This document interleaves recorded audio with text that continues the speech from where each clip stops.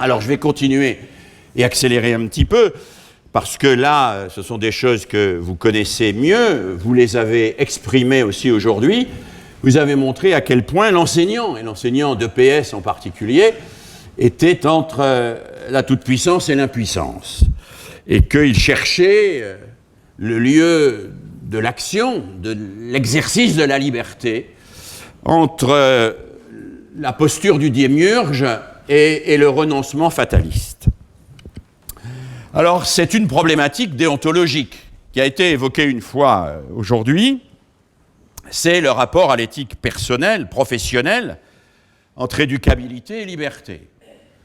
Tous les élèves sont éducables, tout le monde peut apprendre, mais je ne peux pas apprendre à la place de quelqu'un, ni les mathématiques, ni à nager. L'apprentissage, c'est lui qui le fait, c'est pas moi. Alors, je peux faire quelque chose, c'est créer les conditions pour faciliter sa prise de risque et son engagement dans l'apprentissage. C'est ce que dit Rousseau dans une phrase célèbre, qui est en général très mal comprise, quand le précepteur s'adresse aux instituteurs, il dit « Jeune instituteur, je vous prêche un art difficile, c'est de tout faire en ne faisant rien. Tout faire parce que je vais tout préparer, je vais tout organiser, je vais me creuser la cervelle pour construire des situations extrêmement complexes, je vais imaginer des trucs pour qu'il y ait des ressources, je vais imaginer des trucs pour que ce soit un peu plus séduisant, que ce soit un peu moins barbant, etc. Mais une fois que j'ai fait tout ça, il faut que ce soit l'autre qui fasse le travail, qui apprenne. Et je ne peux pas me mettre à la place de l'autre. Hein. C'est Lacan qui disait, si je me mets à la place de l'autre, l'autre, où est-ce qu'il se mettra ? Il avait raison.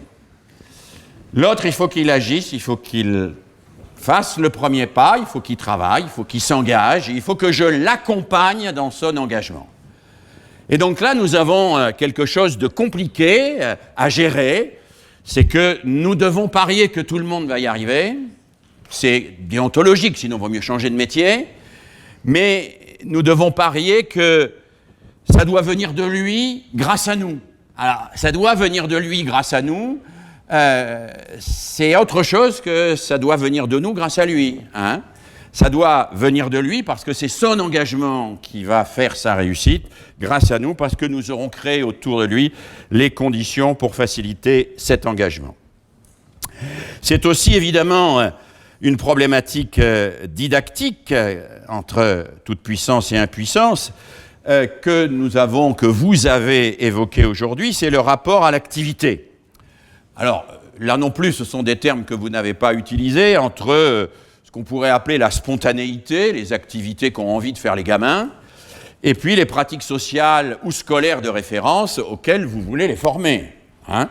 Spontanément, le gamin, il ne va pas vouloir faire du triple saut. Si, peut-être, enfin, il y en a quelques-uns, c'est comme ceux qui veulent apprendre le théorème de Pythagore. Bon.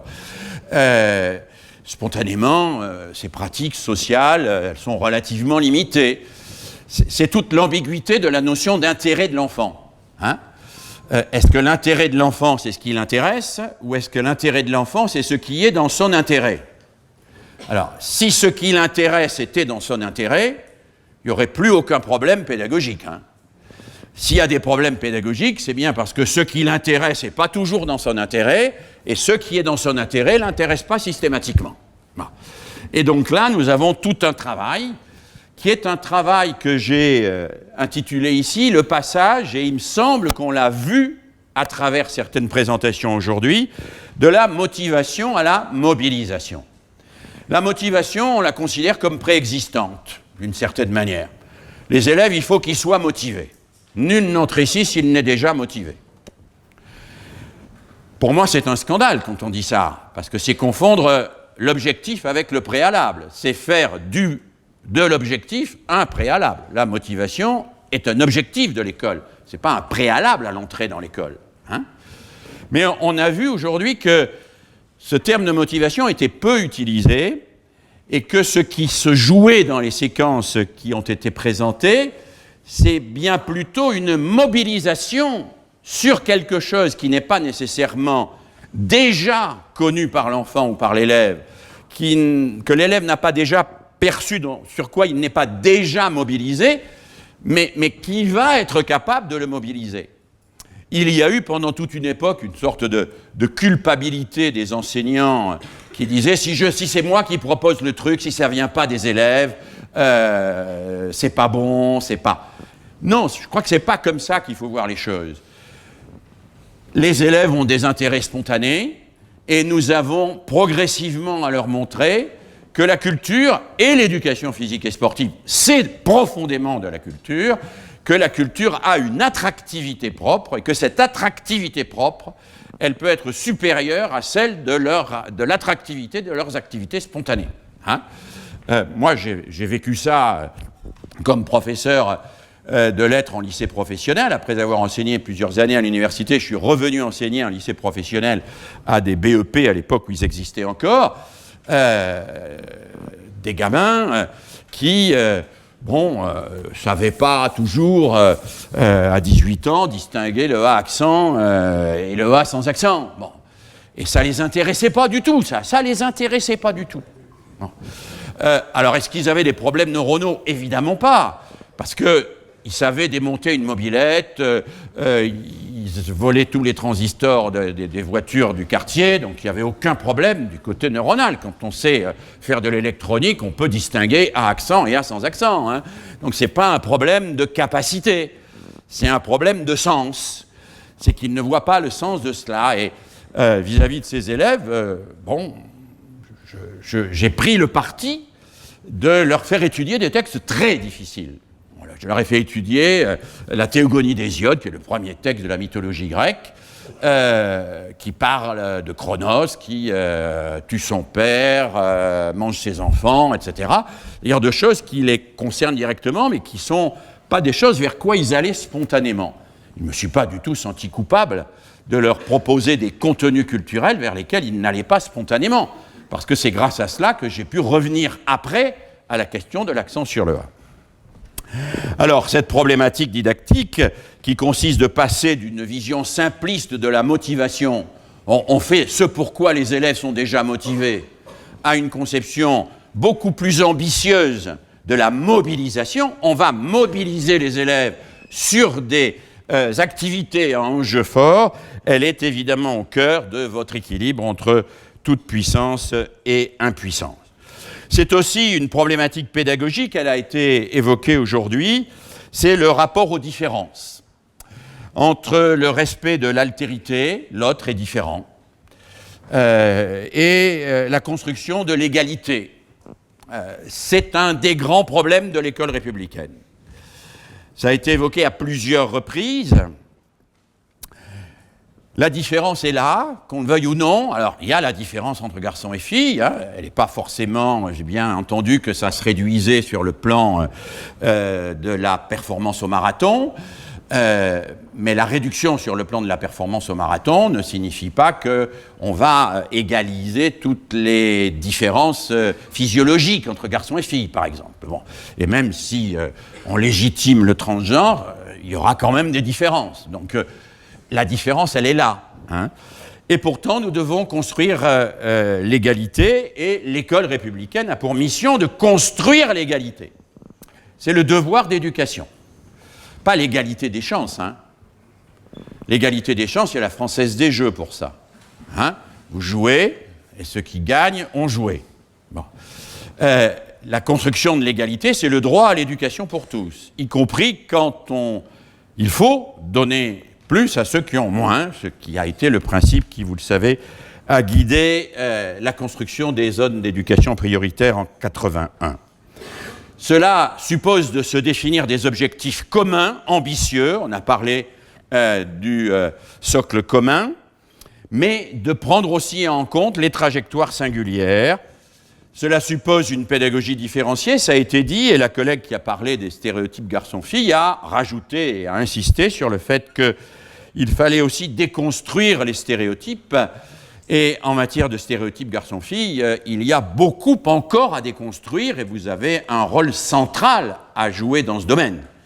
Ce qu'elle a appelé le virilisme, sur quoi Éric Debardieu vient de faire une enquête extrêmement intéressante, qui montre que si les garçons sont encore dominants dans l'éducation physique et sportive, ça reste bien à peu près la seule discipline où ils dominent, parce que pour tout le reste, les filles sont en tête très largement partout, puisque chez les garçons, la construction identitaire s'effectue en grande partie, et plus on est en milieu difficile, plus elle s'effectue comme ça, dans une rupture avec la culture scolaire et une transgression des règles scolaires. Hein.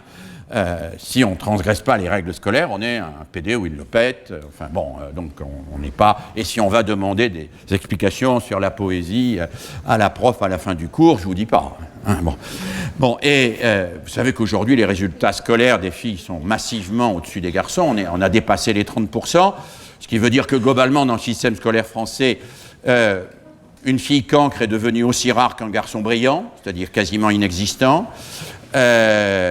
Et que, si, non, je vous jure, prenez les statistiques genrées, vous verrez, et qu'il y a énormément de stéréotypes à déconstruire. Alors, moi j'ai fait des enquêtes sur cette affaire garçon-fille, pas en EPS, mais ailleurs. Et je suis allé montrer aux profs leurs résultats chiffrés. Je leur demandais leurs résultats chiffrés. Donnez-moi vos notes. Ils me donnaient les notes. Je leur comparais les garçons et les filles, et je voyais que partout les filles étaient en tête, 30%. Plus le milieu est modeste, plus les filles sont en tête d'ailleurs. Hein. Et puis j'allais voir les profs, y compris les profs femmes, et je leur disais, qui sont vos bons élèves? Et là, elles me citaient toujours des garçons. Et je disais, mais attendez, mais regardez, les filles ont de meilleures notes. Et la réponse était toujours la même. Oui, mais c'est parce qu'elles travaillent. Sous-entendu, elles compensent leur manque d'intelligence par un labeur plus besogneux. Ce qui est extrêmement désobligeant pour les filles, hein. Tout aussi désobligeant que l'attitude que dénonçait notre collègue tout à l'heure dans les cours d'éducation physique. Et ce qui se traduit en décision d'orientation. Parce que à 8,5 sur 20, une fille de 3e, on dira « elle est bien brave, elle a travaillé », mais enfin, globalement, elle est appliquée, mais pas plus. Hein. Et le même garçon, on dira c'est un feignant, mais il a des réserves. Hein. Il a des réserves. Il n'a rien foutu, mais il a des réserves. Et donc, progressivement, avec des filles qui ont des meilleures notes, on va faire des garçons qui sont mieux orientés. Et cela jusqu'au plus haut niveau de l'État et des responsabilités. Donc, vous voyez qu'il y a beaucoup à déconstruire en matière de stéréotypes garçon-fille et que vous pouvez y jouer un rôle tout à fait essentiel parce que vous êtes vraiment au cœur de cette problématique. Il y a une problématique institutionnelle également. Elle a été abordée tout à l'heure en fin de matinée avec le thème de l'inclusion, et j'ai beaucoup aimé l'exposer sur ce thème-là par nos collègues qui ont pris l'exemple du TDAH, enfin des troubles de déficit de l'attention et de l'hyperactivité. Alors, je les mets simplement en garde sur le fait que le dépistage du TDAH avec les tests dits de Conners est sujet à caution sur le plan scientifique. C'est-à-dire que ce n'est pas quelque chose dont on peut considérer aveuglément que c'est une vérité objective. Bon. Par ailleurs, la plupart des pédopsychiatres considèrent que les troubles de déficit de l'attention et de l'hyperactivité relèvent d'approches pluridisciplinaires. Et beaucoup de psychiatres même pensent que parfois un bon moniteur de foot vaut mieux qu'une mauvaise psychothérapie. Ou qu'un bon club de théâtre vaut mieux qu'une dose de Ritaline pour soigner le TDAH. Bon. Mais laissons tomber l'exemple spécifique du TDAH et parlons d'inclusion. Ce que j'ai beaucoup apprécié dans l'exposé sur l'inclusion, c'est qu'ils nous ont montré quelque chose de fondamental, c'est qu'il ne suffit pas d'être dedans, il faut faire avec. Et ça, c'est fondamental. Qu'est-ce que je vois se mettre en œuvre sous le nom d'inclusion aujourd'hui? Je vois des gamins en difficulté très grave souvent, qu'on met dans des classes ordinaires, mais comme ils n'ont aucune activité avec les autres élèves, ils ne sont pas inclus, ils sont exclus de l'intérieur. Parce que ce qui inclut, ce n'est pas la classe, c'est l'activité qui inclut. C'est le fait de faire des activités avec les autres.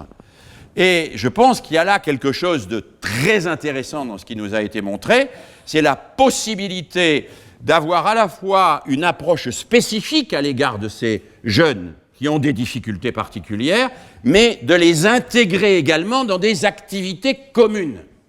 Moi, j'ai beaucoup travaillé avec les enfants attardés mentaux graves, en leur faisant faire des orchestres de percussion, du théâtre, de l'expression corporelle, etc., avec des enfants ordinaires, des activités communes où ils pouvaient se retrouver en quelque sorte impliqués, inclus dans la même activité, tout en bénéficiant par ailleurs d'un suivi particulier, ce qui devrait être le droit de toutes ces personnes qui sont en difficulté, mais c'est le droit, c'est loin d'être la réalité, vous le savez bien. Et je conclus par une perspective que j'appellerais radicalement professionnelle, qui est le rapport à la décision. J'ai de plus en plus tendance à penser que ce qui caractérise la profession d'enseignant, c'est le fait que c'est un être de décision.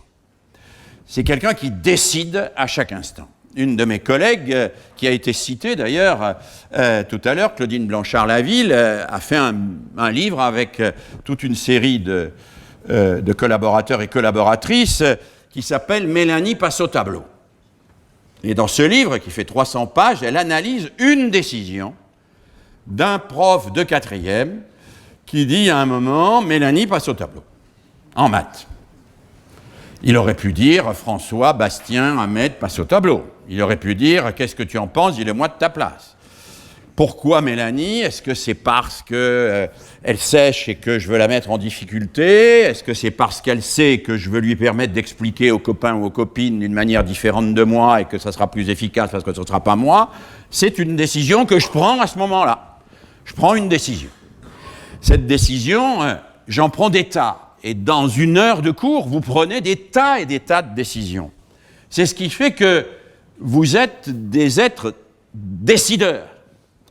Et qu'à ce titre, vous oscillez et vous cherchez un passage entre la position de héros solitaire, et j'ai connu des collègues profs de PS qui étaient dans la posture du héros solitaire, quasiment le Lucky Luke de la pédagogie dans le collège anti-pédago, hein. Et j'en ai connu, je sais qu'il y en a même dans cette salle. Donc, je vois ce que ça peut être et la difficulté que ça peut représenter. Mais entre le héros solitaire et puis l'autre versant, c'est la prolétarisation du métier d'enseignant qui nous menace quand même. Qui nous menace pourquoi? Parce que comparaison internationale, procédure validée scientifiquement par des méta-analyses, etc., méthode de machin de Singapour ou de trucs.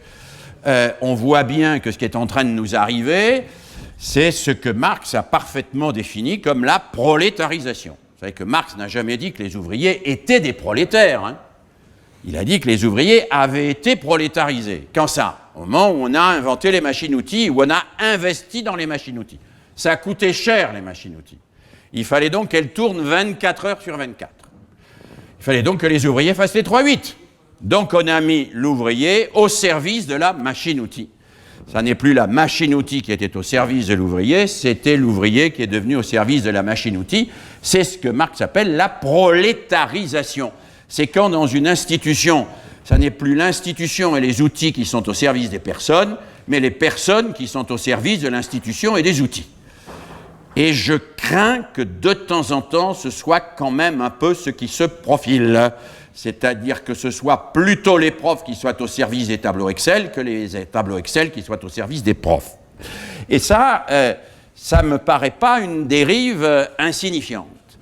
Et il me semble que contre le héros solitaire qui, seul dans son coin, se bat contre des moulins à vent, et puis la prolétarisation du gars qui va utiliser la procédure standardisée, il y a l'intelligence collective. L'intelligence collective dont on a vu à travers les exposés sur le travail en équipe à quel point elle pouvait être efficace. Alors moi, je n'ai pas réussi à lire la totalité des diapositives avec tous les points que notre collègue nous a présentés. Je ne sais pas s'il y en a qui étaient en lecture rapide et qui ont pu le faire, mais on a vu la richesse en tout cas qu'il y avait dans ces travaux d'élaboration collective. Et évidemment, entre le héros solitaire et la prolétarisation, il y a cette intelligence collective, et cette intelligence collective, vous en avez témoigné aujourd'hui, c'est évidemment la EPS que vous êtes et qui va encore se développer. Je conclus rapidement en vous disant qu'il faut se donner parfois des priorités, parce qu'on ne peut pas tout viser à la fois. Et ces priorités, il faut les regarder dans une perspective sociétale un peu plus large. Il me semble qu'aujourd'hui, notre société est marquée par deux phénomènes qui me paraissent compromettre son avenir. D'une part, par la montée de ce que l'on appelle le capitalisme pulsionnel, c'est-à-dire la pulsion, l'immédiateté, ça a été dit, ça a été répété plusieurs fois aujourd'hui. Et par la montée de ce qu'on appelle aussi l'individualisme social. Chacun pour soi. Chacun pour soi. Face à cette double montée, il me semble que nous avons, nous profs, et pas simplement profs de PS, alors la prof de toutes les disciplines, à être des profs à la fois d'intelligence et de collectif. Nous avons à jouer un rôle que j'appelle thermostatique, c'est-à-dire comme le thermostat à faire basculer parfois un peu les choses dans l'autre sens. Le thermostat, c'est ce qui monte ce qui démarre le chauffage quand il fait trop froid, ou c'est ce qui monte la clim quand il fait trop chaud. Eh bien, dans une société qui est à la fois pulsionnelle et individualiste, il me semble que l'école doit jouer son rôle d'équilibrage de cela, sans scrupule. Doit-elle se poser la question, est-ce que je suis à contresens par rapport à la société? Mais oui, on doit être à contresens par rapport à la société si la société fait des conneries.